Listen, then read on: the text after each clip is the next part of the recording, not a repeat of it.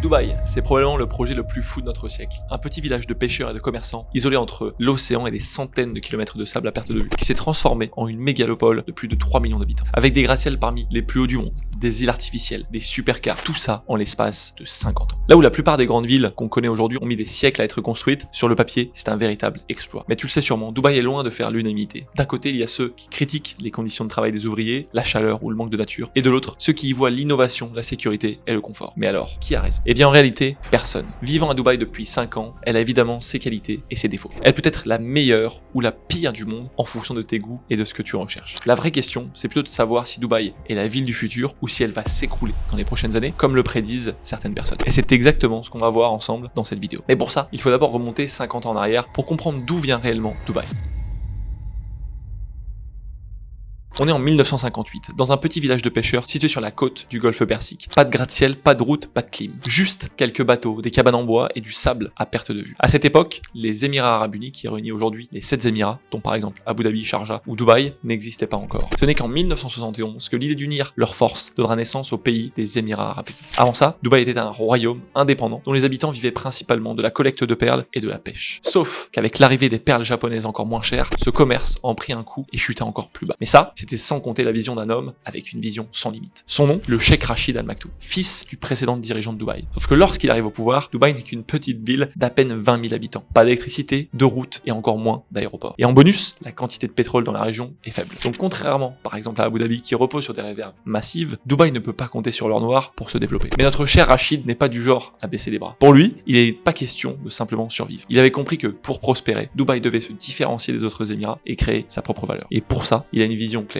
Faire de Dubaï un centre de commerce international et attirer des touristes du monde entier. Sur le papier, c'est vrai que ça donne envie, mais disons que la situation de départ n'est pas trop à son avantage. Pour rappel, Dubaï est littéralement un désert à ce moment. Le sol est instable, les ressources sont limitées et chaque projet coûte une fortune. C'est comme essayer de construire un château de cartes sur une plage un jour de vent, un véritable casse-tête. Mais pour le Cheikh Rachid, rien n'est impossible. Et pour le prouver, il n'hésite pas à y mettre son propre argent. D'ailleurs, il fait même un prêt pour commencer les constructions et pas un petit prêt, l'équivalent de millions d'euros qu'il n'est même pas sûr de pouvoir rembourser. C'est un pari ultra risqué, mais ça mènera finalement à son premier projet, le port de Jebel Ali, inauguré en 1979. Le but est simple, créer un pont entre Dubaï et le monde. Et ça marche. En quelques années, ça devient rapidement l'un des plus grands ports du monde. Les bateaux de Chine, d'Inde, d'Afrique y transitent tous. Dans sa lancée, comprenant qu'il faut attirer les entreprises étrangères, le Cheikh Rachid commence à créer des zones franches, c'est-à-dire des zones avec des avantages fiscaux qui ont souvent pour but d'attirer les investisseurs étrangers. Petit à petit, Dubaï devient alors une destination attractive pour les entreprises étrangères qui veulent s'implanter dans la région. Et vous commencez à le connaître, c'est loin d'être suffisant pour le Cheikh Rachid. Plutôt que de simplement être un hub commercial, il commence à rêver de concurrencer les plus grandes villes du monde, en faisant de Dubaï une ville moderne et luxueuse qui attirait des touristes du monde entier. Mais il y avait un léger souci. Parce que bon, qui voudrait venir en touriste dans un désert brûlant, sans plage, sans hôtel, sans rien? Ça n'avait absolument rien d'une destination de vacances. Mais c'est là que le génie du Cheikh Rachid entre en jeu. Ou plutôt son obsession. Son obsession de vouloir créer une ville qui ferait rêver ses habitants. Mais pas avec juste 2-3 palmiers et un centre commercial. Non, ce n'est pas son style. Ce qu'il veut, c'est réussir ce que l'humain pense être impossible. Des hôtels de luxe, des routes modernes, des quartiers futuristiques, le tout au milieu d'un désert. À cette époque, évidemment, c'était un pari fou que beaucoup jugeaient irréalisable. Le projet était d'ailleurs souvent décrédibilisé par les médias étrangers, car créer une ville dans les déserts qui vise à concurrencer des capitales comme New York, ça peut faire sourire. Mais avec son fils, Mohammed bin Rachid Al Maktoum, qui a hérité de sa vision, le Cheikh Rachid est bien déterminé à leur donner l'or.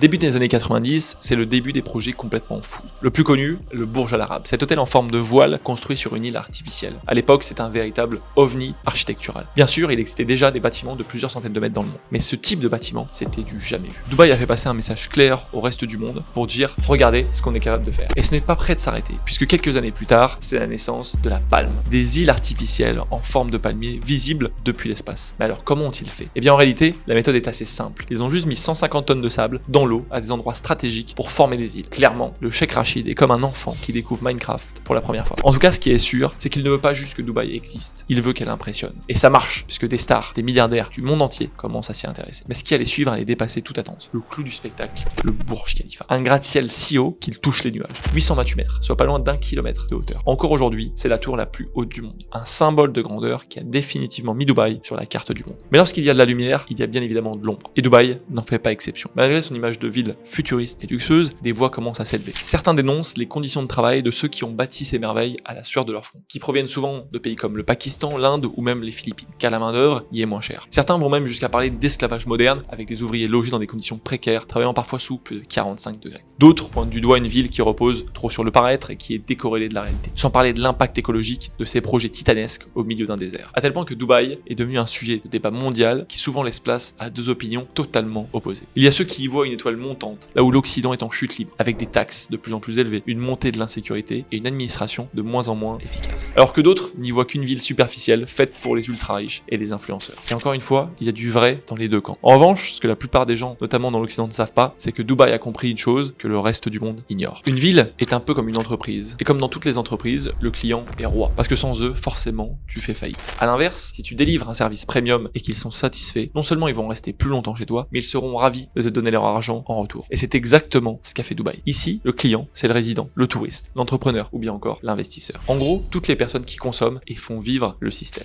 Et si tu veux que toutes ces personnes restent et ramènent leurs potes, tu dois leur donner une bonne raison de le faire. C'est exactement pourquoi, plutôt que d'aller gratter le moindre centime chez chacun de ses habitants pour prendre sa part du gâteau, Dubaï réinvestit son propre argent pour créer de la valeur et améliorer la vie de ses résidents. Autrement dit, elle crée son propre gâteau. Ça crée un cercle vertueux où la ville et ses habitants se poussent mutuellement vers le haut. Alors évidemment, c'est très loin d'être parfait. On l'a vu avec les conditions des travailleurs et le climat par exemple. Mais l'avantage de Dubaï, c'est que son modèle repose sur la satisfaction des habitants. Donc si elle veut survivre, elle doit résoudre ses problèmes le plus rapidement possible. Et on le voit bien dans sa rapidité d'exécution. Par exemple, ces dernières années, plusieurs lois ont déjà été passées pour améliorer la situation des travailleurs. Inauguration d'un salaire minimum, logement mieux encadré pour les ouvriers, salaire versé via des plateformes traçables pour éviter les abus. Et c'est la même logique pour l'écologie. Les dirigeants de Dubaï ne sont pas des idiots. Ils savent très bien qu'ils ne pourront pas attirer des talents du monde entier en étant une ville invivable à long terme. Résultat, des milliards ont été investis dans l'énergie solaire avec l'un des plus grands parcs photovoltaïques du monde actuellement en construction. L'objectif est de pouvoir générer 25% de ses besoins énergétiques à partir de ressources renouvelables d'ici 2030 et 100% d'ici à 2050. Alors est-ce que tous les objectifs seront atteints en temps et en heure? C'est peu probable. Mais ce qui est sûr, c'est que Dubaï évolue à une vitesse fulgurante et met en place des choses concrètes pour résoudre ses problèmes et rendre la vie le plus agréable possible. Et ça fonctionne puisqu'elle attire de plus en plus de personnes chaque année. Maintenant, je tiens à préciser une chose. Dubaï n'est pas fait pour tout le monde et c'est ok. On ne va pas se mentir, il faut de l'argent pour y vivre et le mode de vie ne correspond pas à tout le monde. Et d'ailleurs, ce n'est pas le but. Comme toutes les villes, Dubaï a ses avantages et ses défauts qui peuvent plus ou moins te correspondre en fonction de ce que tu aimes. Je tiens à le préciser car j'y vis maintenant depuis plus de 5 ans, donc j'ai forcément une vision positive de Dubaï, mais rien n'est jamais tout noir ou tout blanc. Donc la meilleure manière de savoir si c'est fait pour toi, c'est de venir voir par toi-même. Maintenant, il reste une question importante à laquelle répondre. Est-ce que Dubaï va survivre les 10 prochaines années? Car d'un côté, de plus en plus de personnes s'installent à Dubaï. Mais de l'autre, certains prédisent que tout va s'écrouler dans les prochaines années. Alors, qui a raison? Et surtout, d'où viennent ces doutes? Eh bien, déjà, il y a le fait que tout a été très vite. Il y a 50 ans, c'était littéralement un désert. Et aujourd'hui, c'est une métropole mondiale avec des gratte-ciel, des îles artificielles et des clages G à chaque coin de rue. Donc forcément, de l'extérieur, ça peut donner l'impression d'être un château de cartes qui va s'écrouler au moindre coup de vent. Ensuite, il y a l'économie. On l'a vu, Dubaï dépend en grande partie du tourisme, de l'immobilier et des investisseurs étrangers. Et pour beaucoup, c'est trop risqué, trop instable. C'est vrai, on peut se demander, qu'est-ce qu'il se passe si les investisseurs partent, que le tourisme chute et que l'immobilier s'effondre? C'est une question légitime. Et bien sûr, il y a aussi beaucoup d'idées reçues. Beaucoup de personnes critiquent Dubaï sans n'y avoir jamais mis les pieds. Forcément, lorsque notre avis se fonde sur les vidéos, sur les réseaux sociaux avec des influenceurs en Bugatti, c'est normal de penser que ça cache quelque chose, que c'est fake, est-ce que ça ne peut qu'être temporaire. Mais ce qu'il faut comprendre, c'est que derrière cette image que lui ont donné les réseaux sociaux, Dubaï a un vrai emplacement stratégique. C'est une sorte de ville plateforme qui fait le lien entre l'Europe, l'Asie et bien encore l'Afrique, avec une économie qui tourne en grande partie grâce au tourisme, à l'immobilier, aux services financiers, à la logistique et surtout à l'entrepreneuriat. Et au vu de la direction que prend l'Occident, le nombre d'entrepreneurs qui se dirigent vers Dubaï devrait même augmenter radicalement dans les prochaines années. Même chose pour l'immobilier. J'ai une agence à Dubaï, donc je peux te dire une chose, la tendance est clairement